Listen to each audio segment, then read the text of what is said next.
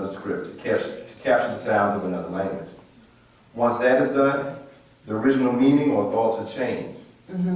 This creates the argument. As to whether translation gives the exact right same thoughts, meanings, feelings, and expressions, or the exact thoughts. The answer to this is no, not at all. So a man holding a translation of the Hebrew Bible may not even know that it was not originally in Hebrew or what exactly is Hebrew. So what ends up happening is you're still up here arguing about something that you really not even founded on. Like if we're trying to go off of the Christian Bible that was published in 1611, the King James Version of the Bible, and then you go back and now you have actual Hebrew to connect to it, it's saying two totally different things.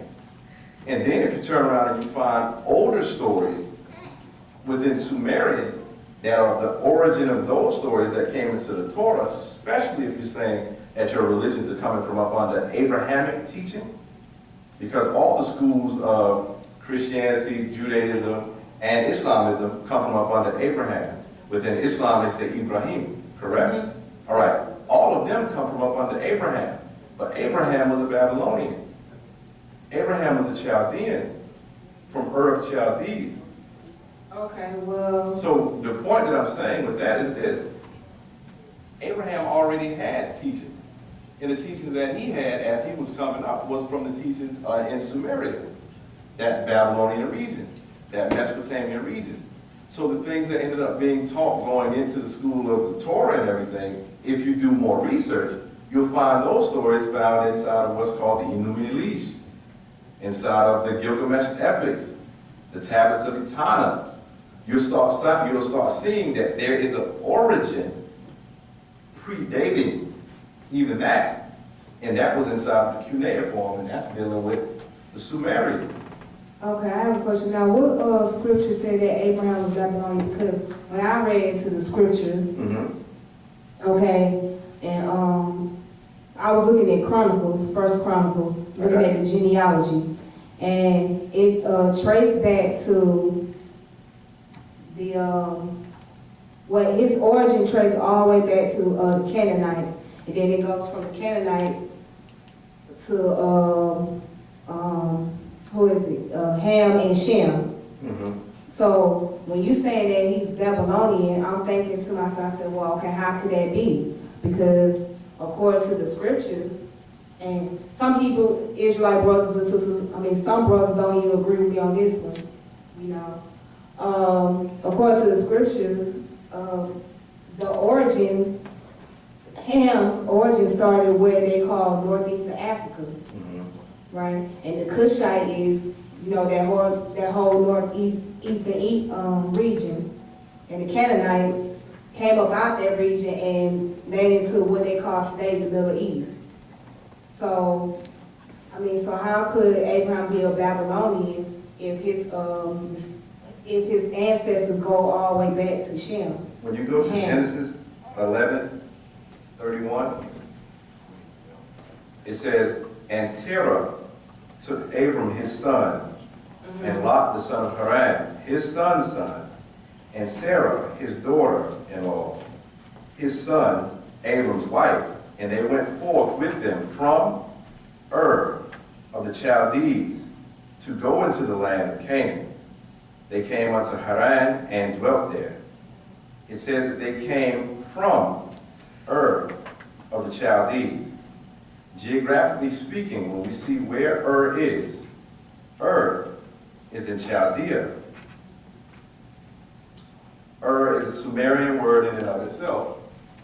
And Ur means fire, which further goes into why when you start seeing how inside of the Torah, whenever you had a being who was dealing with this God, for instance, Moses went to go and speak with the God, right, on top of the mountain, and he was seeing it as a burning bush. He was once again dealing with fire.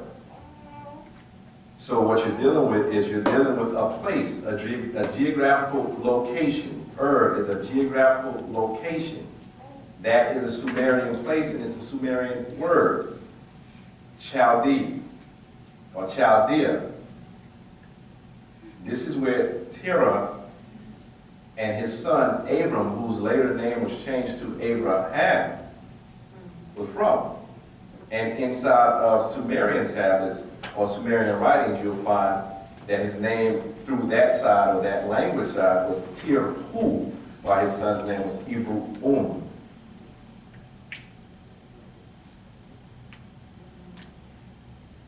So then, like, if you are having that conversation with someone, you can take them to Genesis 11:31 to be able to see where they came from, where they were.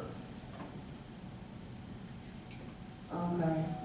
I mean, I hear what you're saying, but I'm saying, are you reading what it's saying? Because it's not what I'm saying what it's reading. okay. Now, okay, well, start back again. Okay, what's the verse? Genesis 11. Okay, Genesis 11. It's right here, 31. Genesis chapter 11, verse 31.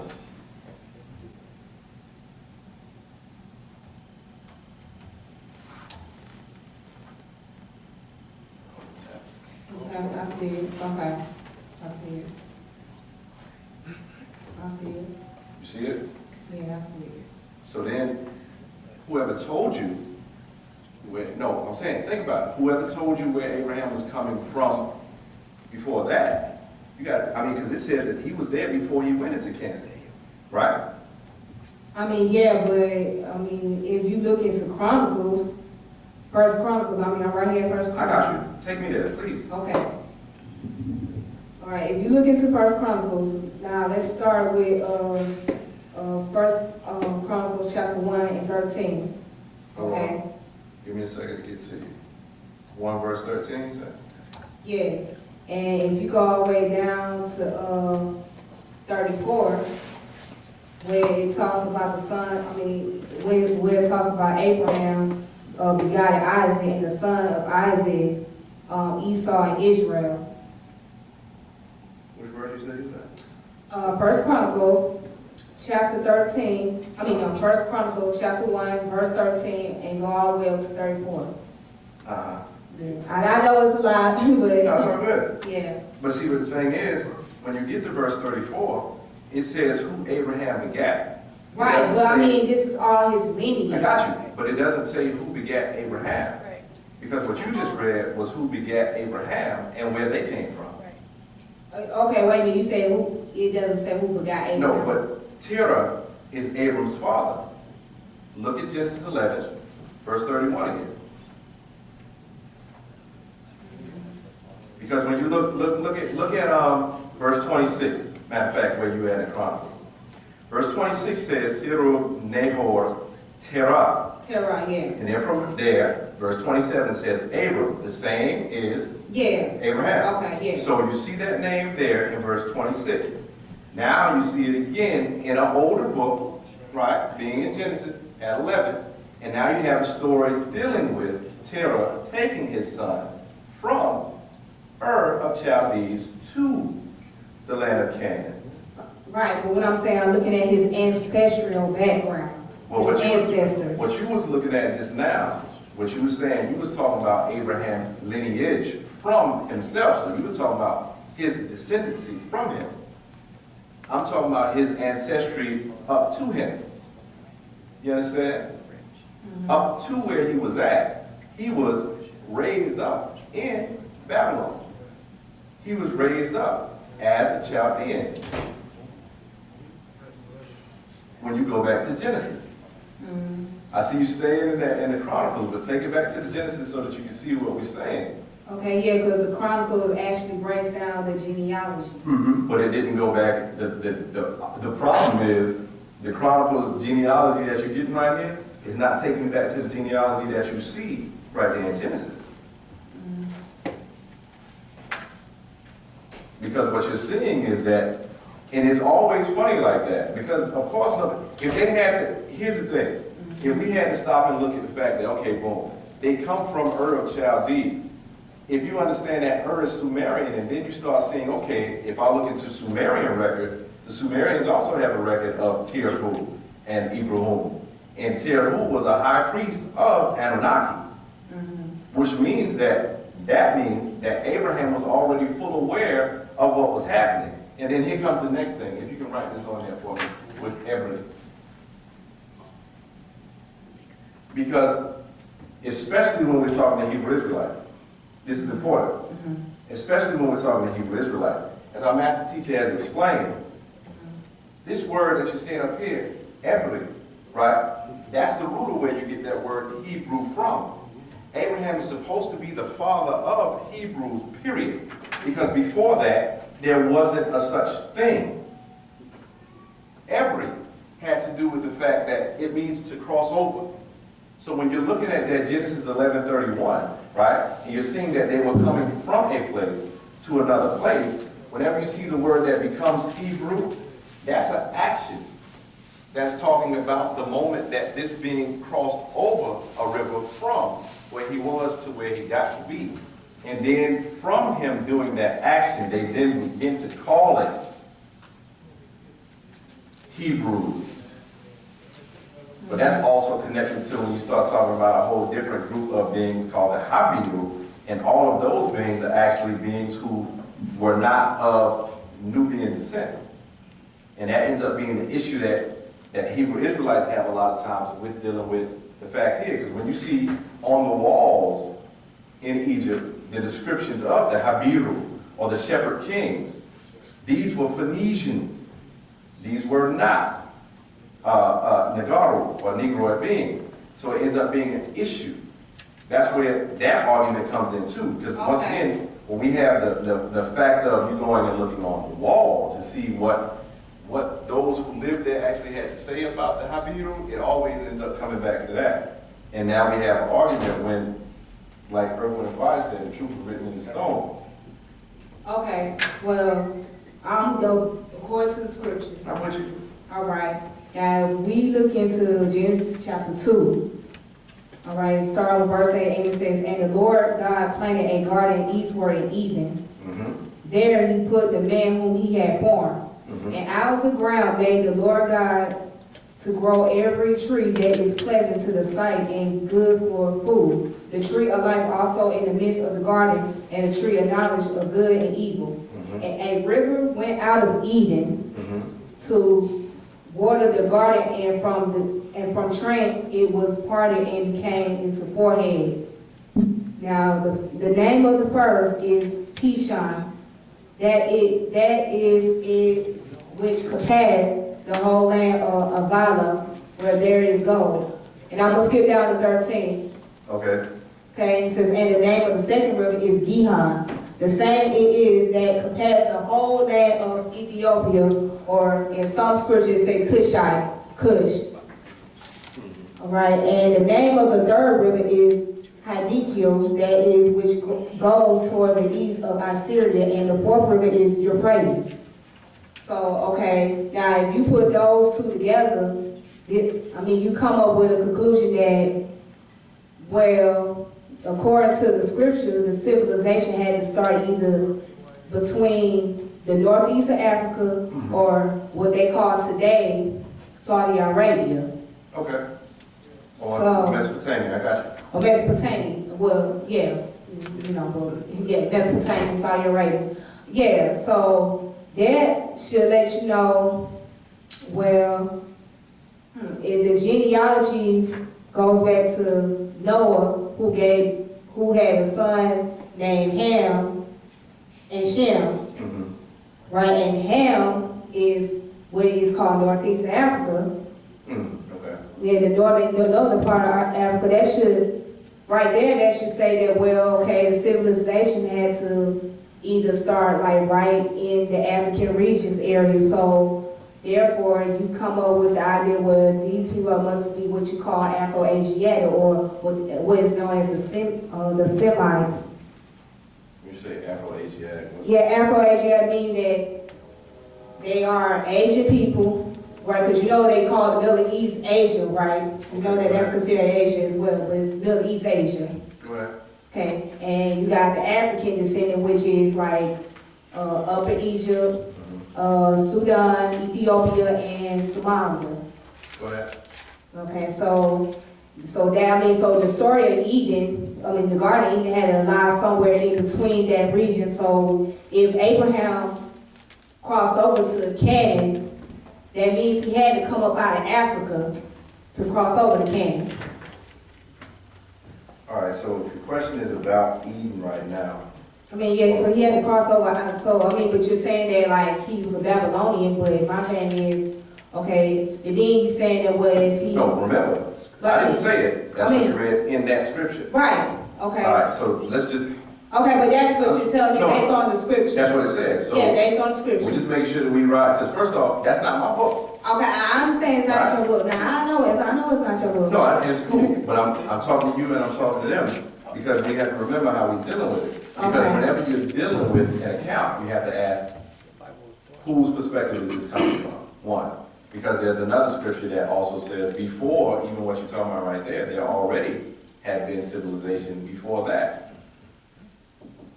Okay, but what I'm saying, according to the scripture, the civilization had to start right in the northeast, Middle East region area.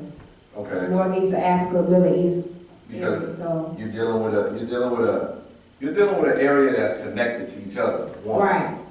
Right. You're dealing with an area that's technically connected with each other. One. Exactly. But this is the difference. You had a different group of beings who came down onto that Mesopotamian region, and you already had a different group of beings who were already here in the regions that we're talking about being Africa. All right, so what happens is, and this is when you start talking about the difference between Anak or what they're considered to be Anunnaki, as they say that, and Natharu. You're dealing with two different groups of beings in two different places. And when you start talking about, that's the problem that we have a lot of times when we're dealing with words, because that's extremely important. Let me run in this real quick, dealing with that Eden part, because Massey explained here inside of what's called Speaking of Tongues. It says in verse 54, where is Eden, and where would be east in Eden? Eden, Hebrew Strong's number 5729, meaning pleasantness, pleasure, delight, and Eden, luxury, dainty, delight, finery, Hebrew Strong's number 5730. The root is Hebrew Strong's number 5727. Ahdan, Eden, to be soft, pleasure, delight oneself, to luxuriate, delight. So the word Eden found under Hebrew Strong's number 5731, Eden, meaning pleasure, does not tell you exactly where it was. But you, Wu-nuwaupians, will soon see where it was exactly. This Yahweh planted the garden in Tainted. Remember, Genesis 2:2. All right, this. Okay, Yahweh. you said Tainted what? Right, yeah. Also known as Saudi Arabia, right? No. But you said Tainted. No, listen. Okay, go ahead. Because it comes back to language is important. Okay, but you said Tainted. No, I did. I'll say it again if you like, because I'll read it. Okay, go ahead, Right. go ahead. This Yahweh planted the garden in Tainted. Remember, Genesis 2:2. Let's go to Genesis 2:2. You got the Bible? Yeah. Hebrew Strong's number 7704. Go ahead. Genesis 2:2. 22, okay, Genesis chapter 2, 22. No, 2, verse 2. So that's what you was reading around a second ago. Okay, we're talking about in the rib which the Lord God had taken from man. Is that what you're talking about? Is that verse 2? You said Genesis chapter 2, Verse 2. verse 2. Oh, okay. Right? Go ahead. Okay, and on the seventh day, God ended his work which he had made, and he rested on the seventh day from all his work which he had made. All right, let's see. You all right? Cool. I'm all right. Yeah, that's what I'm reading. And on the seventh day, God ended his work which he had made, and he rested on the seventh day from all his work which he had made. Right. All right, you good. This Yahweh planted the garden in Tainted. Remember, it says Tainted, Hebrew Strong's number 7704. Tainted, field, cultivated field of wild beasts, home of wild beasts, plain, land opposed to sea. Tainted. Yeah, that's a typo. eastward in Eden. And there he put the man whom he had formed. Yes, so that is now. All right, good. All right. Now, it says, and you see how close that is to the name Sudan, which is eastward in Africa. So this Yahweh of Elohim, or Lord God, planted this garden eastward inside Eden. So Eden must be an enclosed area, a country. Now let's find out exactly where this Garden of Eden is, or enclosed place of delight. Genesis 2:10 says, and a river went out of Eden to water the garden. That's what you were reading a second ago, correct? Mm-hmm. A river went out of Eden to water the garden, and from thence it was parted and became four heads. Mm-hmm. Genesis 2:10 says, a river went out of Eden and watered the whole garden, and from thence, or there, it parted. So it had a junction where the one river became two rivers. And it has now been found that the Nile River used to travel from south upward into Ethiopia, Sudan, and travel westward into the Sahara Desert. Don't believe me? Check it out. This river did water the whole garden from eastward to westward. In Genesis 2:10, where it was saying, and a river went out from Eden to water the garden, and from thence it was parted and became into four heads. This one river flowed until it came to a junction, and it split or parted into four rivers. Yet does the Bible say where this was? Yes, it does, and this is exactly what you were reading earlier. The name of the first is Pt.2. That is it which compasseth the whole land of Habiru, where there is gold, and the gold of that land is good, and the bdellium and the onyx stone, and the name of the second river is Gihon. And the same is it that compasseth the whole land of Kush, Ethiopia. Mm-hmm. It mentions that the two of the four rivers are called Pison and Gihon, and it tells you where it is. It says the whole land of Kush. Kush, Hebrew Strong's number 3568, and that is now called Ethiopia. Mm-hmm. It tells you Hebrew Strong's number 3568 through 3572 that it leads to Arabia, or Kushan, land of Kushites.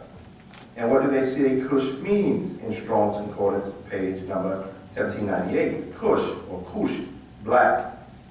Mm-hmm. Where is this Garden of Eden? In Africa, eastward in Sudan. Well, what does Sudan, or Sudan, mean? Land of two blacks. Ethiopia and Sudan was once one land and included Arabia. This is where you find that it was included. Then over to Mesopotamia Euphrates River of Chaldee. So now you're on the other side in Chaldee, and that is indeed, like we said, where Babylon is. That's Chaldea. Mm-hmm. You understand? Mm-hmm. So you still have that river. That's the same point we've been pointing at the whole time. So this, in the same day, Genesis 15:18, it says, in this same day, the Yahweh made a covenant with Abram, saying, unto thy seed have I given, not will I give, but I have already given, this land from the river of Egypt. That's the Nile River, unto the great river, the river Euphrates. So what we're dealing with, again, goes back into language again. Whenever we start talking about this God of this Bible, take this, and after we finish with this part, I'll pass it over to my good brother, Hartar, right? Whenever we're dealing inside of the Bible, one of the reasons why we always end up seeing God, G-O-D, whenever we get to the point where we are in the Bible trying to incorporate this three-letter word, G-O-D, every time you end up seeing where it would say Yahweh Elohim or Elohim or El or what have you, you have all these different words. You got El, you got Elion El, you got Elohim, etc., etc., etc. You got Yahuwah Elohim, or as they say, just Yahweh, right? As we said, I was just about to write Yahuwah here, because that's a different thing in and of itself as well. Because when you have, once again, in Babylonian, before you get into this, in Babylonian, you have Yah, which is agreeable. And you have we, which is disagreeable. So then, depending on what language and which culture you're coming from, tones that you're using can have different meanings. Once again, this was the point of the argument that we were talking about earlier. That's why language is so important. Because if I say Yahweh, and I understand the language which predates what you're talking about when you're talking about the Hebrew culture, he was already speaking a language that he was raised from Arab Chaldees, because he was speaking the language of those who were writing in cuneiform. The language of Sumerians existed before what you end up talking about being the quote-unquote Hebrew. If you say that Abraham was the father of the Hebrew nation, and Abraham was raised where his father was a priest in Ur Chaldees, that means that he was already raised speaking what his father was speaking. So it predates that. So that being the point. But here's the point is this. Every time you end up seeing these words inside of the Bible where 1 minute, like in Genesis 1:1, where it says, in the beginning God, people think that that's a singular notion, but if you go and do your research and look at Strong's number, Hebrew 430, you'll find that the word that's being used there is this, Elohim. And what's happening there is this word, whenever you put right, can you write the Hebrew for this Yod and this mean for me? Because you were there. You write it better than me, I know. Whenever you get to the end of this word, Elohim, and you have what ends up being a Yod and a Meme, which sounds like a Y and an M, that pluralizes the thing like you're putting an S on it. Like if I say chair and then I say chairs, I'm talking about multiple. When you get in Genesis 1:1 and it says, in the beginning God, the actual word there is Elohim, right? And the word for this beginning was Barashit, meaning a re-beginning or a re-growth or a recreation. It says Elohim, which means these beings, meaning that you had a group of beings who came here together in order to do what they were doing going forward. You reaching for the book. But then when you start getting into other places, you start having this other being being recognized as being the Yahuwah Elohim, being a leader over that group of beings. When you go into Sumeria, where we were talking about earlier, where Abraham was already, his understanding of that would have been different from that point, because he already had an understanding that when you were talking about these beings being known as the Anunnaki, you had different beings that had an issue with each other. You had Enlil, who had an issue with his brother Enki. When you start seeing them talking to beings in here, because here, as we were just talking, in Genesis 15:18, it says, in the same day that Yahuwah made a covenant with Abraham. When you start seeing that Yahuwah, that's a different being now that's making this covenant with Abraham. But Abraham already had an understanding that there were Elohim, not just that one being, but now he's decided to follow the path of this one. Please tell me where you at, because I see you. No, you know. I don't. You know how it is. I Well, with that, let me go ahead and pass it over to my good brother. I know he's itching to put some more on that. So give me a second. Let me get my stuff out your way, bro. You spend the night here if you need to. Yeah, I gotta get to work in the morning. She looking at her phone. She looking Tell at them I her said phone. give the day off the pay. Tell them I said. Go ahead. Well, What happens oftentimes is our master teacher, Dr. Malachi will explained to us years back. We call him a master teacher because he is very well that, and I want to prove it that.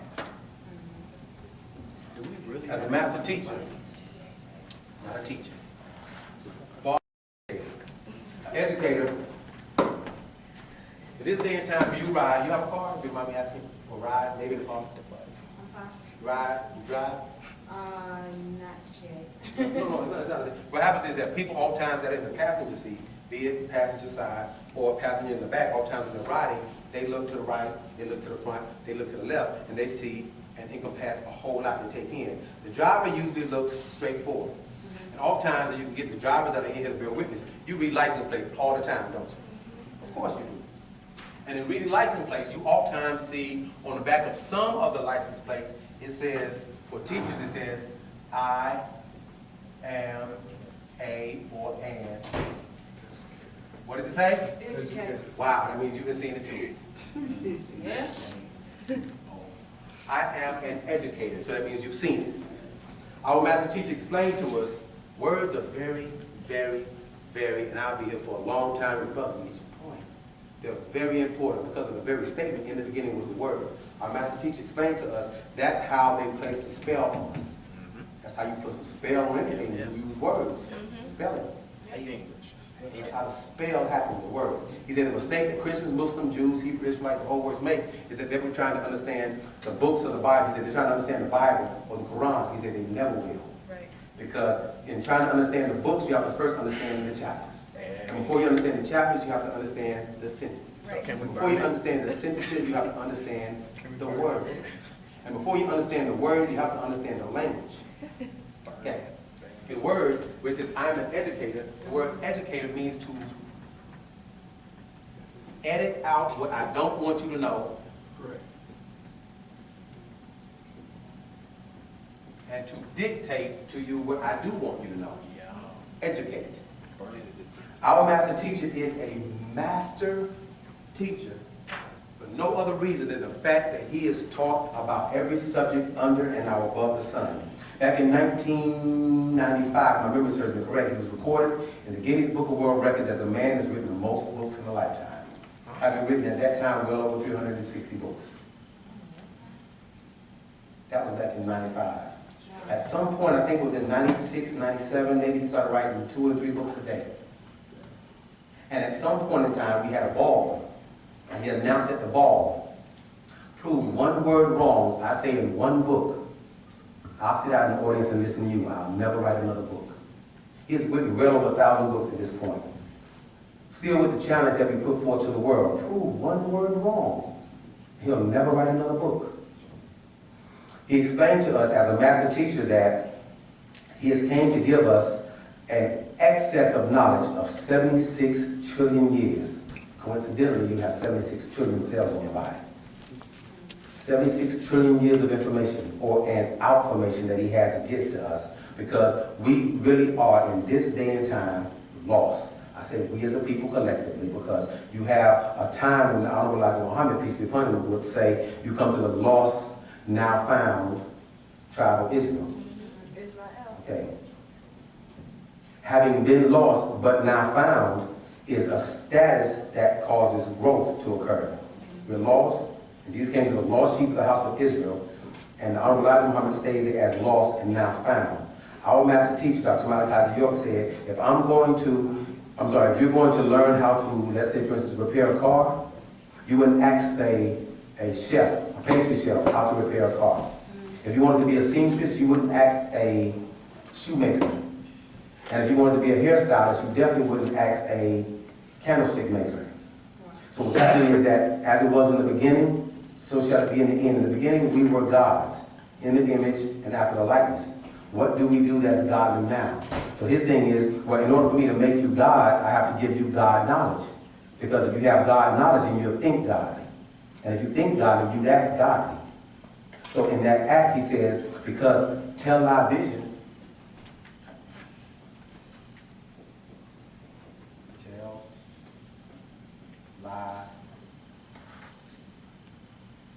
Tell lie vision is telling lies to us visually. I'm not going to tell lies to you. I'm going to tell you the truth. So we're going to bury lies in a library, which is where you find books. So our master teacher said from the statement that was written way back before your time, my time, and our parents' time, if you want to keep a secret from a nigga, say it with me. Put it in a book. Hey, put it in a book. Hold on, put it. No, you got time. I promise you got time. If me and you stand outside, it's going to be me and you.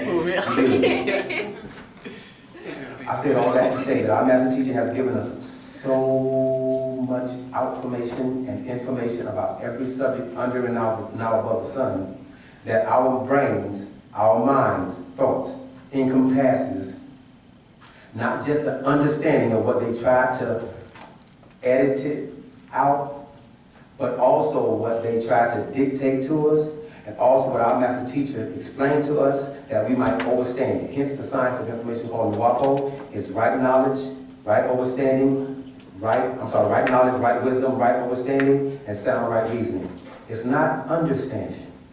It far surpasses understanding. And I'll give you an example.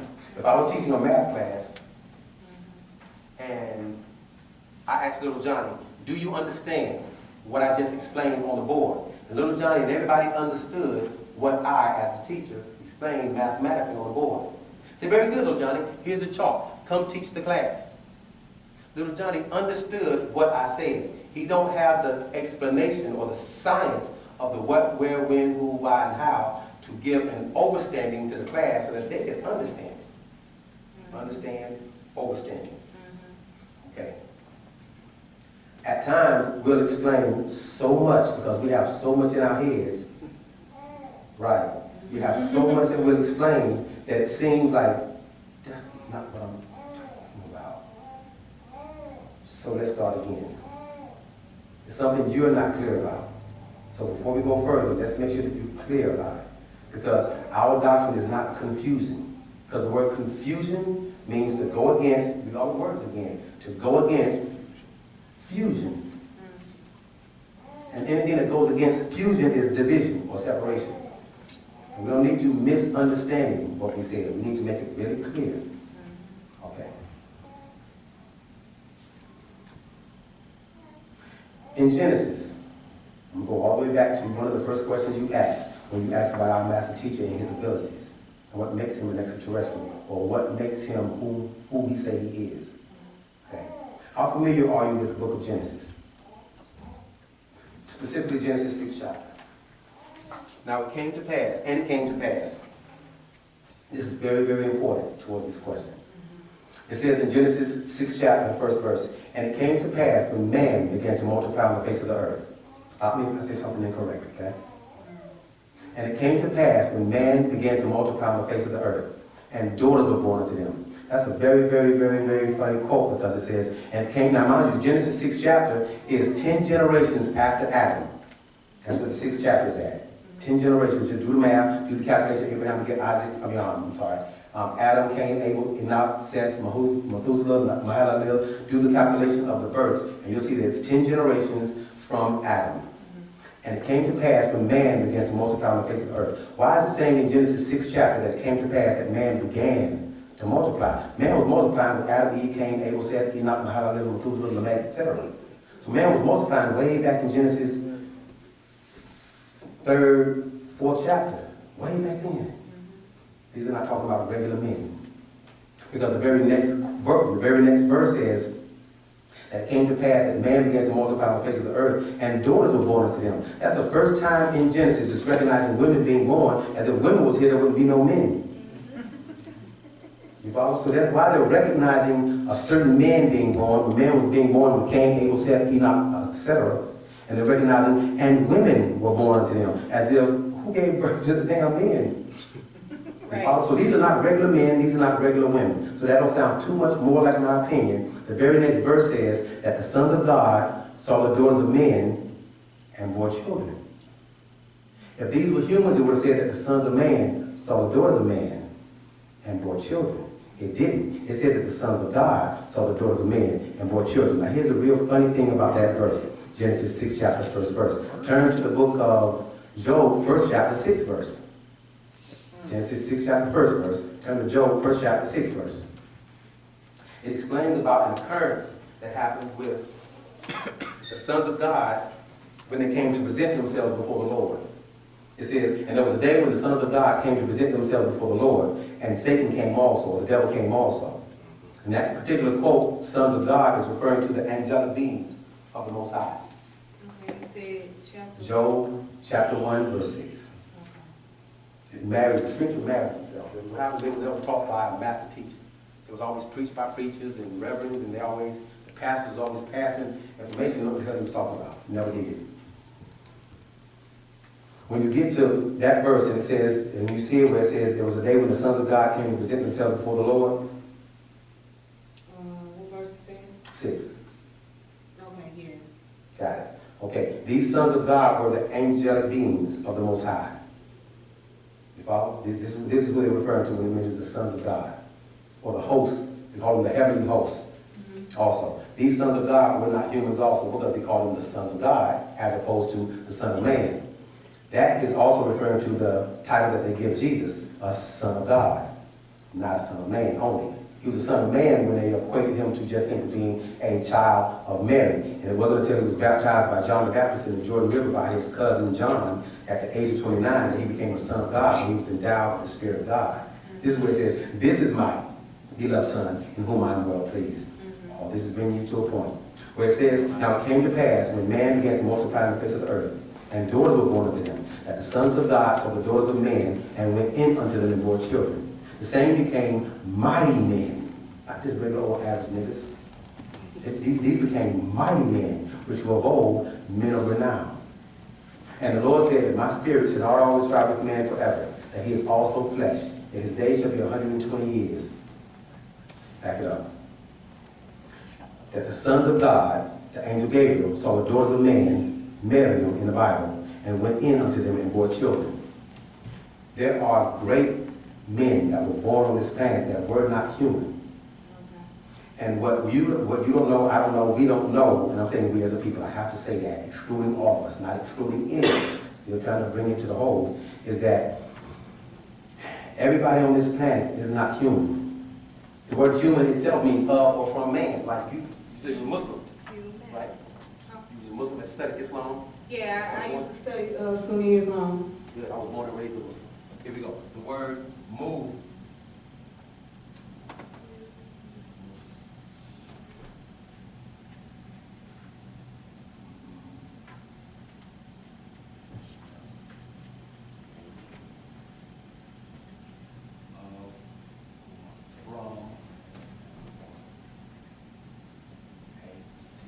Peace. Of or from peace. The word Muslim means of or from peace. From the word salam. Sin, lam, mim. In Muslim, the word S-L-M or sin, lam, mim in Muslim is peace. Correct? Well, I thought the word Muslim means one who submits. That's why I thought the word Muslim means one who submits. This is one of the reasons why our master teacher taught us that only works to a person that don't know the Arabic language. When you know your alphabet, and it's not difficult. When you know the alphabet, Arabic. I know a little bit of the alphabet. Yeah. What if you miss one of the letters? It's needed. If you go into alif, bet, tet, ta, jim, ha, kha, del, ra, za, sin, shin, so, do, te, ayin, rain, fe, kof, kaf, lam, mim, nun, ha, waw, ya, etc., to the vowels, the fatha, kesra, thumma, sukoons, etc. When you go into the vowels and the pronunciation of the letters, you'll have the Muslim. You have the meme, the sin,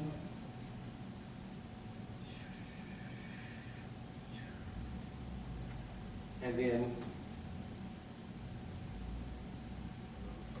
meme. When you get into your sin, meme, sin, I didn't put the vowel points together because as the brother was explaining earlier, how Arabic existed from the Quraysh dialect of the Prophet Muhammad alayhi salatu wasalam. When the Prophet Muhammad was receiving the Quran from the angel Jibreel, he received it in the Quraysh dialect. And the Quraysh dialect didn't have vowel points. The vowel points were necessary for the ignorant ones who did not know how to ikra bismi rabbika alladhi khalaq. Remember that was the first thing that the Prophet Muhammad was told by the angel Jibreel. It says, and the angel Gabriel came to the Prophet Muhammad and said, Ya Muhammad, ikra, which means to read or recite, or to claim. Yeah. And the Prophet Muhammad said, Ya Jibreel, ma'ana bikariyan, meaning I am not a reader, I am not learned, I don't know this shit. He was illiterate at that time. No, he didn't know that dialect. Oh, well, I thought, according to the story in the Quran, that he was illiterate. Then why would the Prophet Muhammad be approached by an angel and giving him a book, and he told him to read, which means there was a book. He didn't say proclaim, he didn't say declare, he didn't say recite, meaning would have been from memory. He said to him, here it is, nigga, read. It was a book presented. Okay, but didn't Gabriel teach him how to read because he didn't? That's what I'm trying to get to, because it's been taught that he was illiterate and he didn't know how to read, so that the angel had to teach him how to read the book. Right. Only fools teach that. I'm going to explain to you why. Because in the Quran itself, the word Quran comes from the word ikra. That was the thing said to the Prophet Muhammad, Ya Muhammad ikra, the word qara, which means to read. Right. Okay. why does the word Quran have a an at the end of it? If you knew the Arabic language, you would know that the in, or the an at the end of the word or any word denotes duality. So when he said to the Prophet Muhammad, Ya Muhammad, Iqra, and he gave him a book to read, because he said read, he didn't say recite. Right. Okay. Then that Quran that he gave him was a Quran. Why would an angel, full knowledge from Allah, being called an angel, which from the Greek word angelos, which means messenger, have the message to take this by way of Allah to Muhammad and tell him to read? Didn't Allah know the nigga couldn't read? No, I'm saying, think about it. Think about the lies we've been told. We was told Santa Claus came down the chimney, but we didn't have a fucking fireplace. We was lied to. We can't keep being lied to. Well, okay, because Prophet Muhammad saw the whole day was alone. Yeah, he didn't know that he was going to be chosen as a prophet. And he didn't even know that he was going to be a sealed prophet out of all of them. He didn't know until his wife told him. And she was a Christian. Figure that out. Who, Khadijah? That's his wife name. Yeah, her name was He Khadijah. had 13 wives. According to the Quran, you can only have 4. He had 13. That's another chapter. We'll go all subject to start explaining. But the fact that he was given a book, and in that book he was told to read, means that he must have been able to read. When he said to Jibreel, Ma'ana bi Guardian, he says, I am not, I don't know what this is you're asking me to read. What is this you're asking me to read? Not that he couldn't read. It would be impossible to think that Allah sent Gabriel with a book and presented it to Muhammad to tell him to read it, and Allah, an angel, didn't know the nigga was living. That just don't make sense. I mean, It just don't. okay, I see what you're saying. Well, what I'm thinking is, the reason why Allah sent Gabriel to Muhammad to teach, to recite the book, read the book. And when Muhammad told me he couldn't read, I'm thinking that, Allah may have sent Gabriel to teach him how to read so he would be able to prophesy those messages to the people. That's my interpretation of it. Okay, and then that's how we shift into the King James Version. That's how we shift into belief. Because prior, at the very beginning of the class, I explained that the most accepted word in the English language is believe. And what happens is that, growing up as a child, I was born and raised a Muslim, but my father was a Christian. So when I was with my father would say, boy, your mama knows what she's talking about. She's confused, she's crazy. Right. Believe in Jesus Christ as your Lord and Savior, etc., etc., etc., and he's the only begotten Son of God, etc. And then when I was with my mother said, your dad is stupid. He don't know what he's talking about. He don't have no idea what he's talking about. The end result was, I didn't want to know. When I finally got the Bible, finally got the Quran, and I learned the Quran, and I learned how to read the Arabic of the Quran, and I learned how to read the English, because I didn't want to know what King James said, Jesus said. I want to know what Jesus said. So I learned how to read and write Arabic. Right. And because of Jesus was, mind you, he was born initially in Jerusalem. Right. He spoke Galilean Arabic. His first language was Wu-nuwaupu, whether you knew it or not. The language that we as Wu-nuwaupians speak, because Jesus spent his first 12 years in Egypt. The boy studied in Egypt. He spoke in Egypt. His language first had to be Egyptian hieroglyphics. And he studied under the priesthood of Sahuti, or Tahuti, Thoth. He followed that deity. And having studied under Thoth, remember the first thing that Jesus did when he came back to Jerusalem was he had an argument with the learned rabbis. And he was a 13-year-old boy arguing with the rabbis. You have Rabbi, Rabboni in ancient Hebrew. So what happened is that in Rabbi, Rabboni, he had an argument with the learned rabbis, and a rabbi is 40 years of age and older. What would a 13-year-old boy know that the 40-year-olds didn't know to cause them to have an argument that Jesus must have learned in ancient Egypt at the age of 13, studying under Tahuti in the Wu-nuwaup language, or in hieroglyphics. So again, he learned hieroglyphics first, then he learned Galilean Arabic and Syriac Arabic, etc., etc., etc. Okay, again, going back, not to find out what King James said Jesus said, but to go into the language to find out what Jesus said. Not to find out what God said or Allah said in the Quran, what the Prophet Muhammad said, moving too fast. What Abdullah Yusuf Ali said Allah said, or what Maulana Pu Ali said Allah said, or what Mulana Muhammad Ali said Allah said. Let's find out what Allah says and go into the Arabic. So the reason why I say that is because rather than go into this is what I think, this is what I feel, it has to be based on a foundation of information that substantiates your views so that it won't be, I believe. That's what I believe. It has to be based on facts, not I think, I feel, I believe. You might be 100% right, and then tell someone and lead their soul astray. We might be 100% right, and then tell someone and guide their soul, or we might be 100% wrong. That's why I say we can't deal with the, well, I think, I thought, I feel, I believe. Well, I agree with what you're saying, but also, as I said before, we don't have the absolute answer to everything, so. No, we do. I mean, because if we had an absolute answer to everything, I mean, we'll be able to see, there won't be no purpose of reading books, or there won't be no purpose of trying to seek knowledge or trying to find truth. I mean, it will just be right there before us. That's the difference. No, there's a difference. There's a difference. That's a different statement. Now you have to learn that information. Because you said there would be no need to. No, you have it. You just have not learned it. Explain to you what I mean. As a baby, the baby knows nothing. At birth, the moment of birth. But who teaches a baby to lean forth towards a nipple and nurse because I'm hungry? How does the baby know that? Of course, survival is the first law of nature. It's a natural instinct. You don't learn that. That's what the baby knows. I mean, in the sense of no one taught it to the baby. Okay. There's information that we have access to, but remember, humans only use 7% of their brain with 93% left to be accessed. Yep.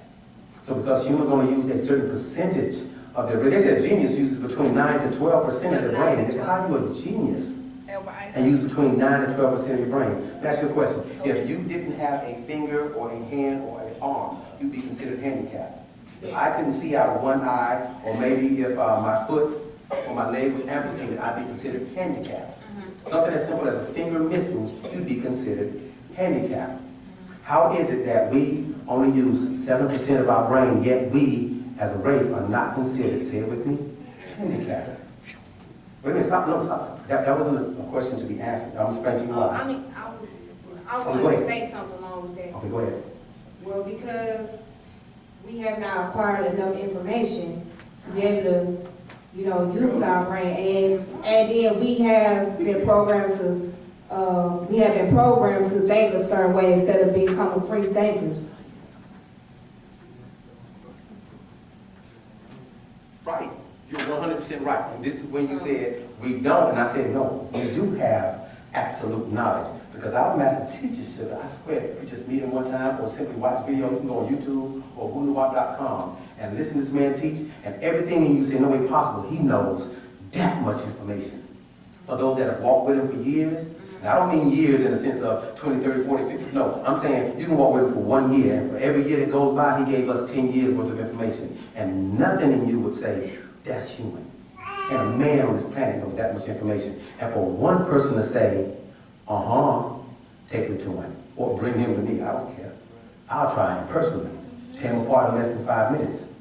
I'm saying if we go through the debating part of it. Because our master teacher has been tried since the 60s on forward, and not one person has been able to stomp him. I say it because With all the books that you see us have up here on the table, and all the books you saw if you was inside of the bookstore, I don't know if you came from those in the prior too. I've seen the bookstore, Yeah, okay. He's been writing books since the 60s.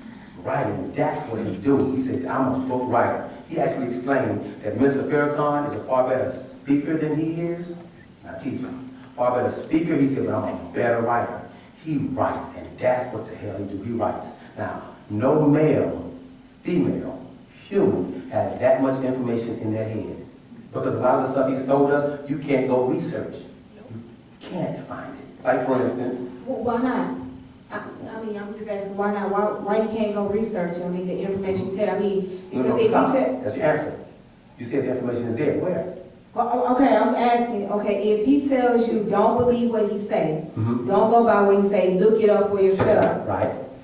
Okay, but then he said, well, this information that he's giving to you, you're not gonna be able to find. So how can we not believe what you say then if we're not? I mean, how can we not be able to find out information? I don't get Very, that. very good question. I swear, that's a very good question. There was two things that happened. At the very beginning, he started explaining, one of the things our master teacher said, that when he came back in the 60s, in 63, came in 67, 63. When he came in 63, when he came in 1963 and started giving us Wu-nuwaup, science of information with sound right reasoning. When he first came and brought that to us, he identified that we wanted to know about our law during that era of time. Black power, Black Power, Black Panther, nationalism, all that, during that era of time. And we asked questions about Islam. We asked questions about Christianity. We asked questions about Judaism. We mostly, because it was during the Black Panther and the Nation of Islam era and the Islamic and the strong Black Power movement, because it was coming out of slavery and was going into the whole Black Power coming together as Black people. Dr. Malachi Z. York, who was then under a different title, was giving us the science of information, and we actually wanted to hear. Okay, and we wanted to ask him questions about something other than that. So he said, I can give you what you want so that you would learn to want what I really have to give. Right. He placed that as a disclaimer because he knew I didn't come to give you Christianity, Islam, and Judaism, but because you're asking about it, let me explain it to you in depth so that when I pull you out of it, you won't long to go back in it. Right. You see the garbage in it, the filth in it, the lies in it, the deception. You follow, you see all of that. So let me baptize you in it. And then when I bring you out of it, let me submerge you in it. And then when I bring you out of it, I'll be able to turn you around and say, now look at it. Look at Christianity for what it really is. Look at Islam for what it really is. I don't mean Islam when Islam was in its pristine state and it was a beautiful religion. I mean when it got tainted, altered. When the Shiites, and which Shiites were a whole group of people that came in, they saw Islam and they fixed themselves into it because they didn't have a culture, so they named them Shiites. The word Shiites comes from the Arabic word Ashia, which means the other ones. They weren't Sunni, following the Sunnah of the Prophet Muhammad. They weren't the Orthodox Muslims, following the Orthodox way that the Prophet Muhammad did a thing. Those niggas was known as, you the other ones. They were literally known as the Shiites from the word Ashia, which means y'all the other ones. And they came in, and from them, it started spreading into so many different kinds of Islam, 79 of them today, and have altered and tainted not just the Quran, but as a result, the entire religion behind it. Okay, let's bring it back. So he actually put us in it and said, let me teach you, I can give you what you want, so you will learn to want what I have to give. He said to us, as a result of that, don't believe me, check it out. And we did that for years. Anyone that has been around longer than, I guess, since our master teacher's been kidnapped can bear witness that we've been there, and for all that he's ever said, don't believe me, check it out. Did you check it out? Everyone check it out. Please, come on, man. Damn, raise your hand. So we checked it out, didn't we? We checked it out. We dissected and analyzed and scrutinized, and we underlined and we circled and we checked and we defined words and we tried to find a damn mistake. And I tried. I really did truly try to find a mistake and a flaw, and I sat there with his book and the Bible and the Quran and a definitionary, and I must have read that dictionary 5 or 6 times. I must have. Because I wanted to know what was that dang word mean he said. I had to understand that word before I went on to the understanding of the sentence. And we didn't believe him, we checked it out.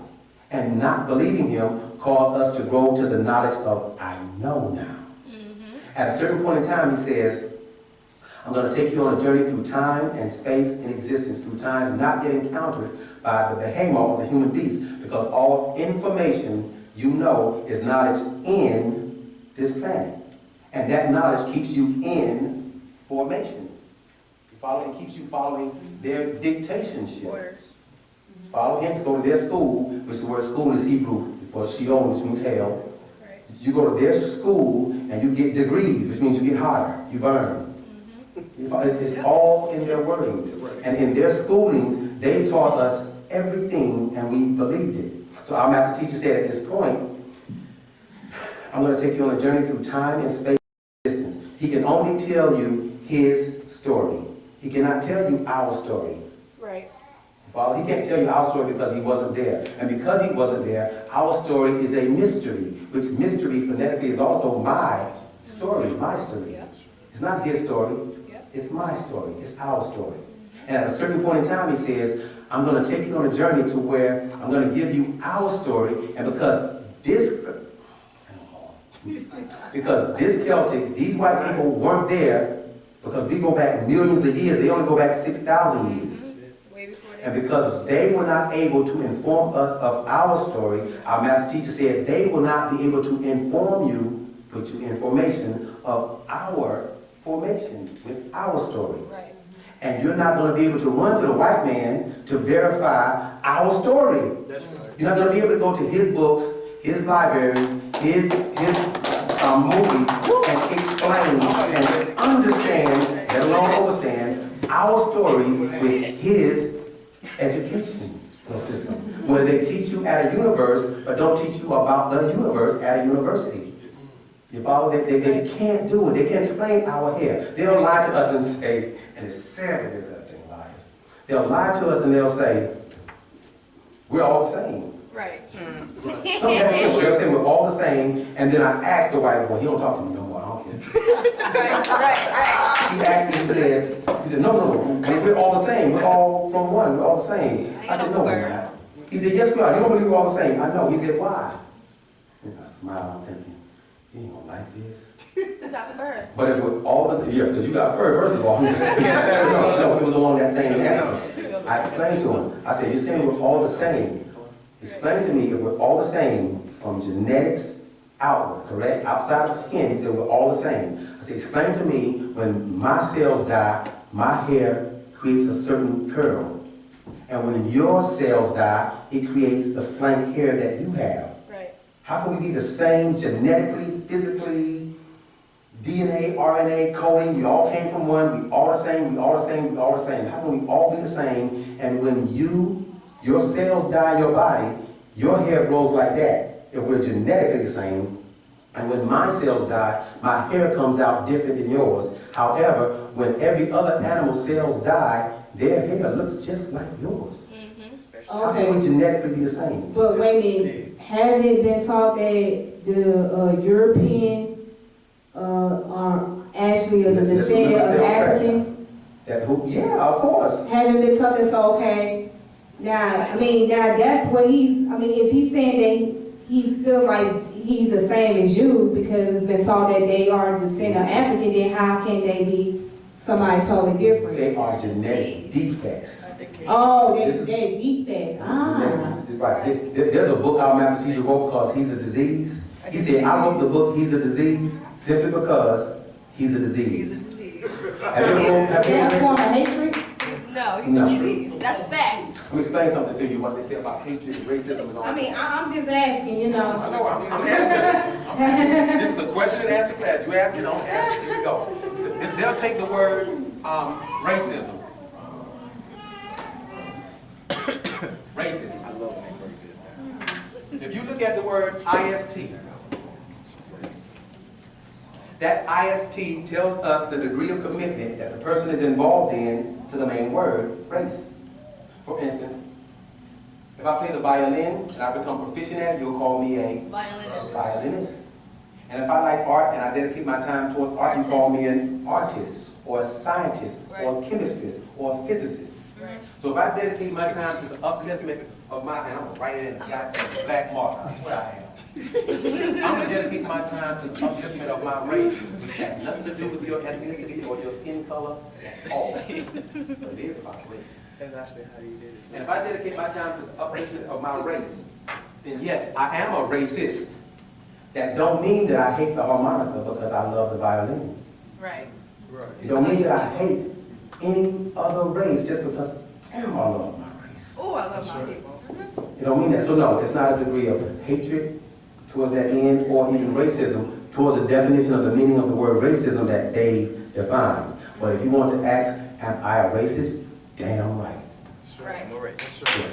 Oh, Based on the definition of the meaning of the word. Right. And this is why our master teacher explained to us, it's very important, the words that they play. You gotta watch the words. They'll say that the Bible is the word of God. Right. It's not And something. then there's a verse in the Bible, in the New Testament, I can show you where it says, God says, I'm not the author of confusion. Right. But then when you read that in the Hebrew or in the Greek, and it uses the word biblios, and they say, well, the word biblios means Little book. a little book. Lies. Because the word Babel existed before the Greek language. Right. In the Babylonian Empire, Babel, Bible, Babel, Bible. Right. Okay, the word Babel existed in Babylon before the Biblios, Bible existed in Greek language.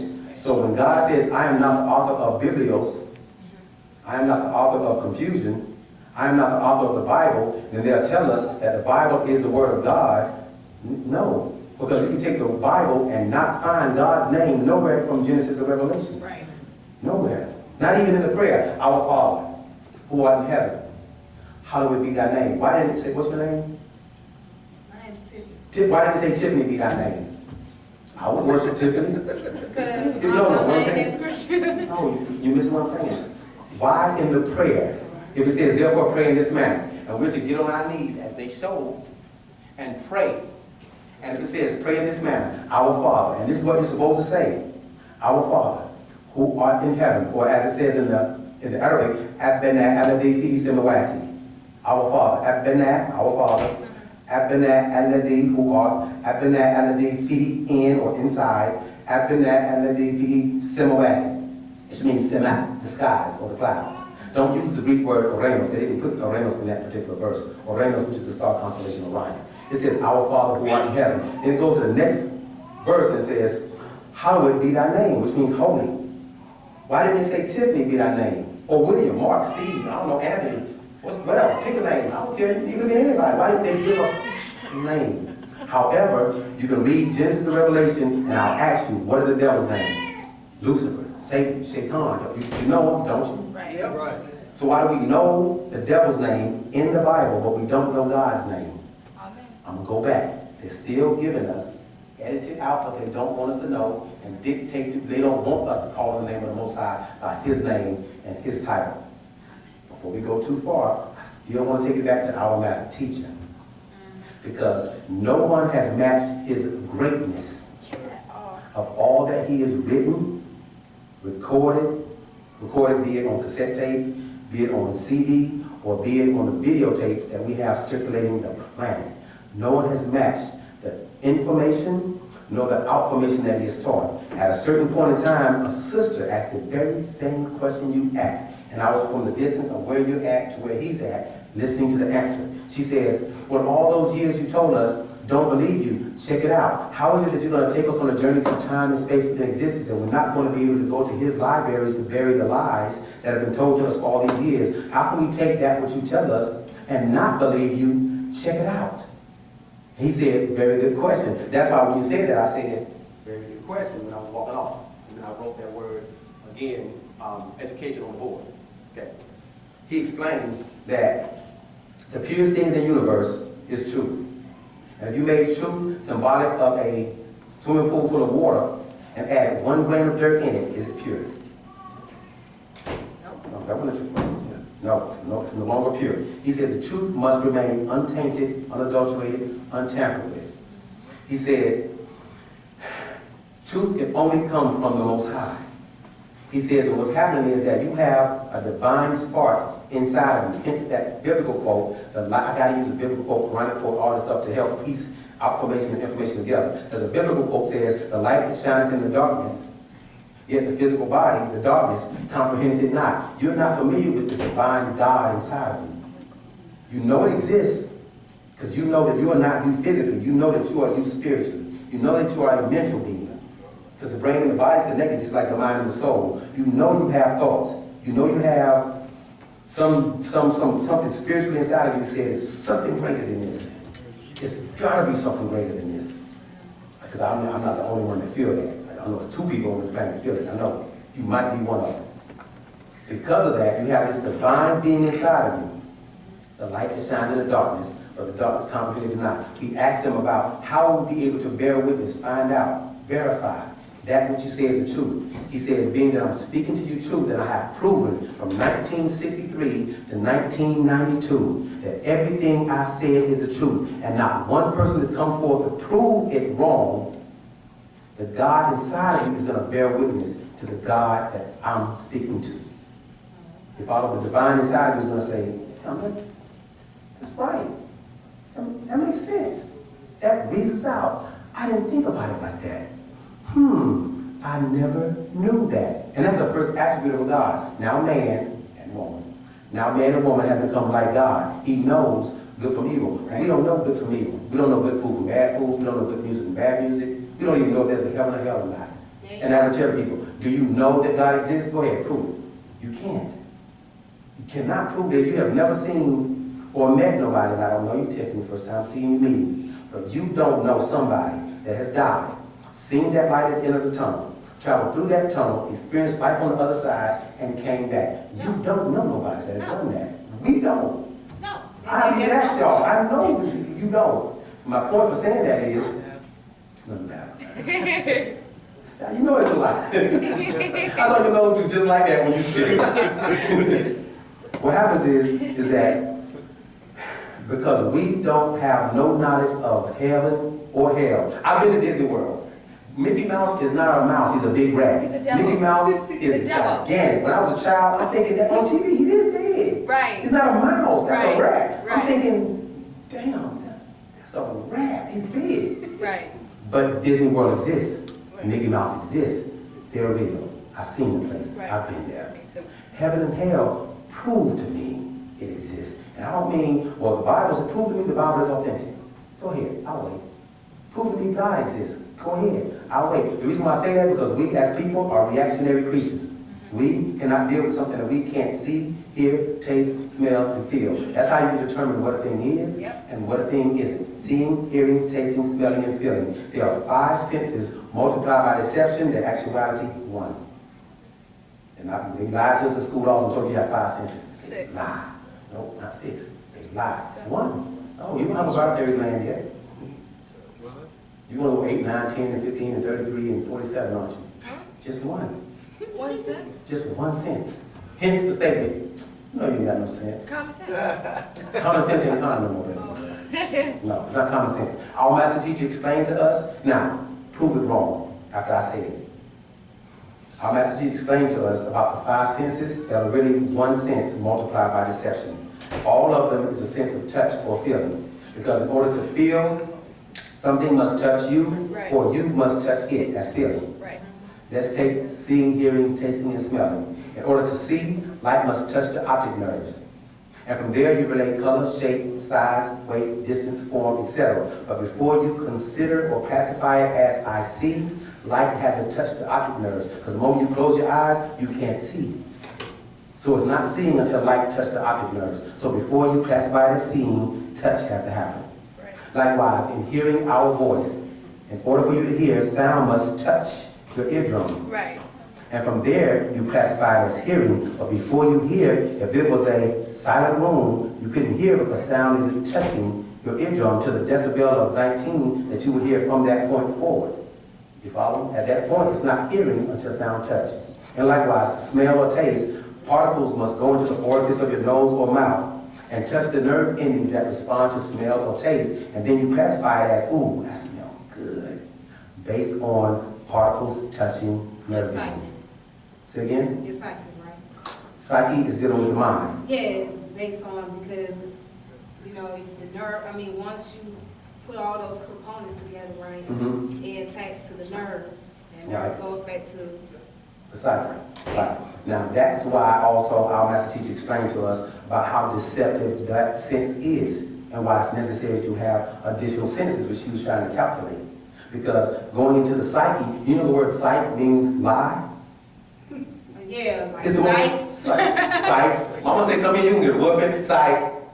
Instantly, psych. It means to lie. But Notice also that your psychic hotlines are all women. All lies. So the word psychic means a lying chick. but Lying women. what about lying though? Like What about who? lying is a reverse. It's like a reverse truth, right? I mean, A even what? when we're lying, I'm just saying, even when you're Are you saying the lying, word? Oh. even when you're lying, it's truth, right? Oh, I swear it sounded like you were saying lion, like a lion of Judah.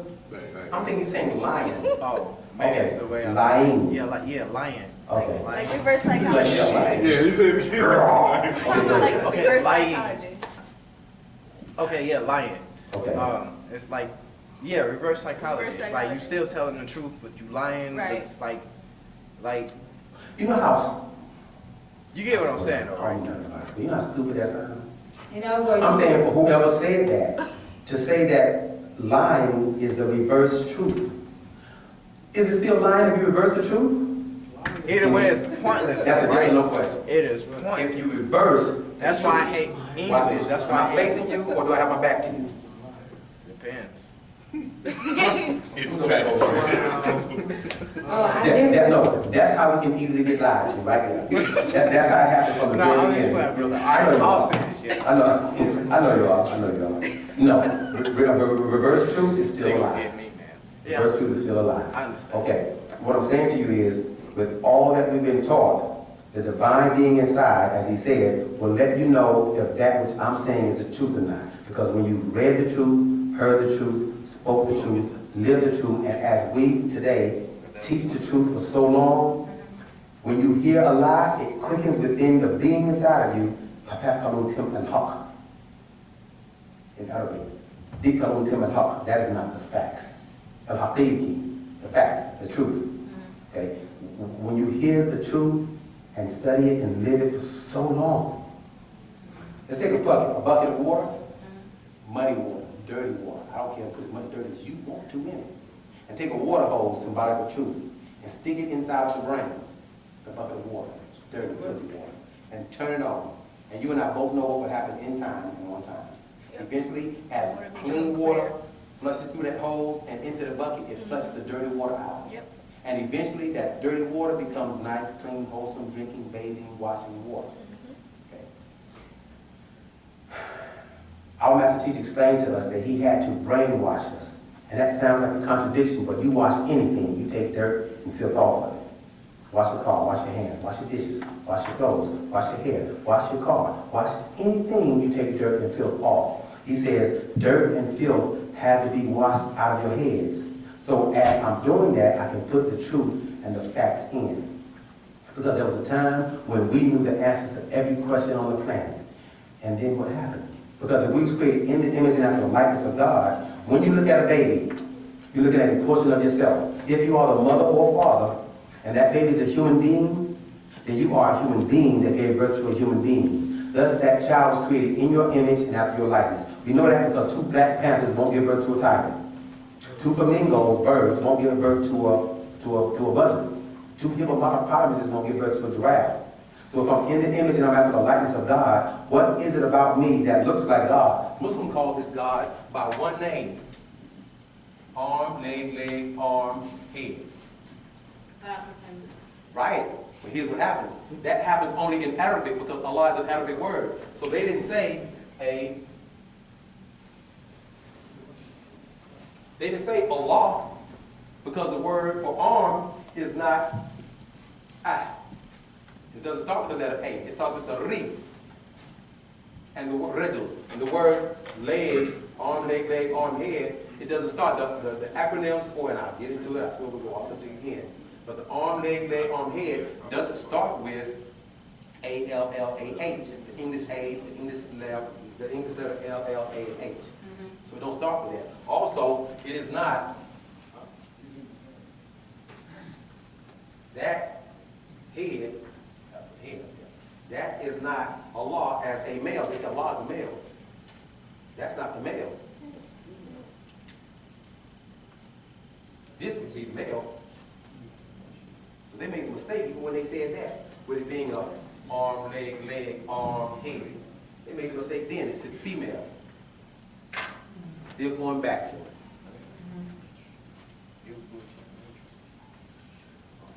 Our master teacher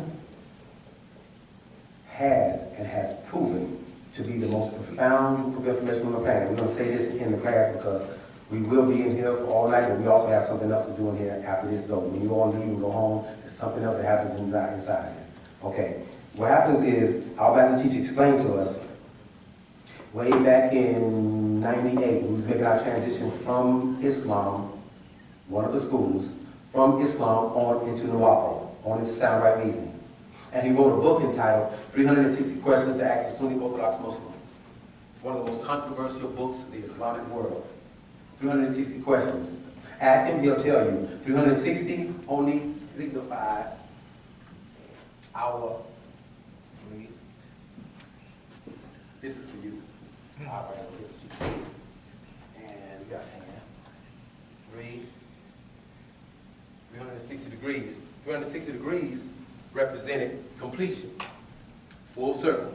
We completed that degree. 3 plus 6 plus 0, 9. Our birth. From that degree, birthing on into the next degree. Ask him, he'll tell you. In that book, 360 Questions Asked a Sunni Orthodox Muslim, was over 1,000 questions. He said, but I wasn't going to name 1,000 questions asked a Sunni Muslim. They're not going to be able to answer one. And they didn't. We have yet to receive, in this day and time, one answer to the United Wu-nuwaup nations worldwide. Not one book answering one question from 360 questions asked a Sunni Orthodox Muslim. Then he went to 360 questions asked a Christian. We have yet to receive one answer from one Christian on this planet that dare defend their religion. Yeah, we're on the winning team. Then we moved on to the Hebrew Israelites. And then we had 360 questions asked the Hebrew Israeli Church. 360 questions asked the Hebrew Israelites. We have yet to receive one answer from one Hebrew Israelite, Christian or Muslim, defending their religion, answering one question our master teacher asked them about their religion, their beliefs, their criteria of judgment, be it the Holy Quran or the Bible or the Torah. You follow? They have yet to answer that.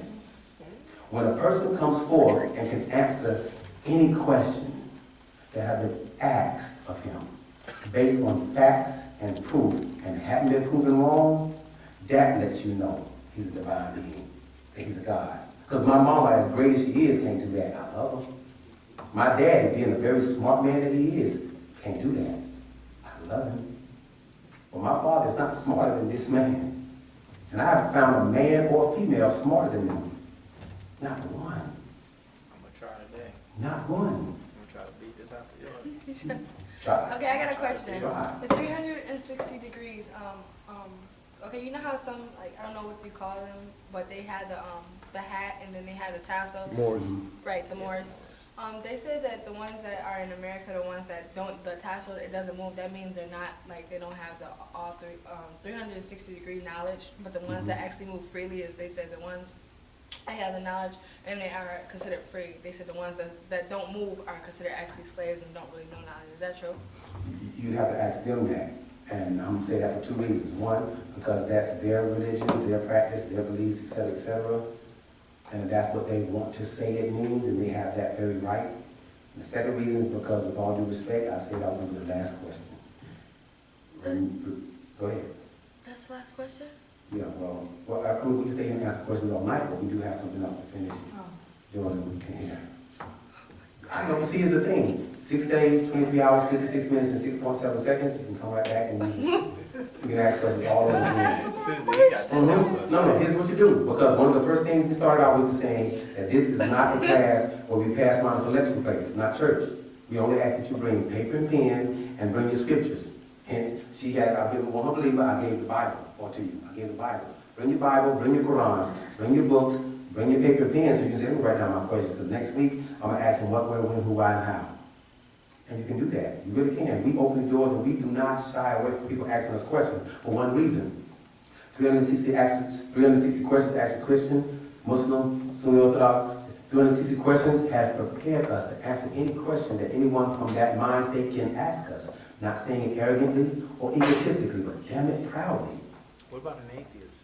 I hear y'all ask the atheist. You trying to ask another You trying to ask another one? You better than that, man. Okay. You better than that. I'm out. Family, we thank you all for coming out again. We'd love to answer more again, but stay on for the next class. I promise you we'll be here on standby to receive your questions and to do our best to give you the answers. What do? Don't forget you can go to the bookstore as well. The bookstore's still open if you want to get books and then,